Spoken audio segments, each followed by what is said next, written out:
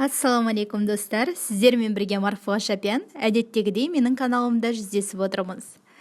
Бүгінгі әйелдерге арналған ғылым хал кітабында оразаны не нәрселер бұзатыны жөнінде оқып беремін.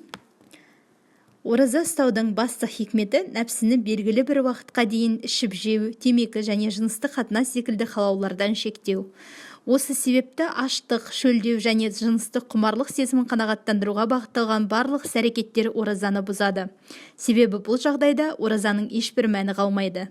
Аузын бекітуге ниет еткен адам өзін тамақ, сусын, темекі және жыныстық қатынастан саналы түрде шектеуі керек. Себебі бұлардың барлығы шүбәсіз оразаны бұзады.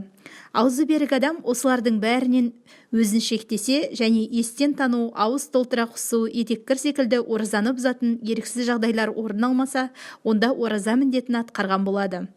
Оразасы толыққанды болып есептеледі және соған қарай сауабын алады. Сонымен қатар, ораза кезінде жасалуы құпталмайтын мәкрух әрекеттер бар. Олар оразаның толыққанды болуына кері әсер етеді.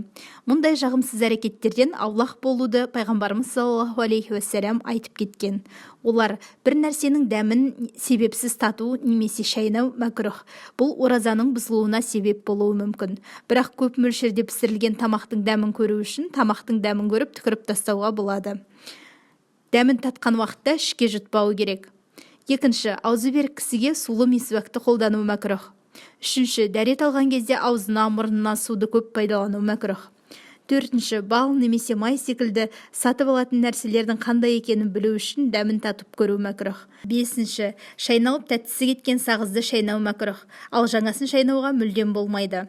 Алтыншы, аузы берік адам қан алдырғанда қатты әлсірейтін болса, қан алдыруы мәкрух. Егер әлсіремейтін болса, мәкрух емес. Ең дұрысы күн батқан соң қан алдыруы.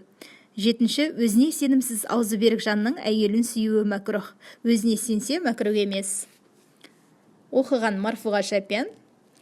Каналыма жазылыңыздар, лайк басыңыздар және де пікірлеріңізбен бөлісуді ұмытпаңыздар.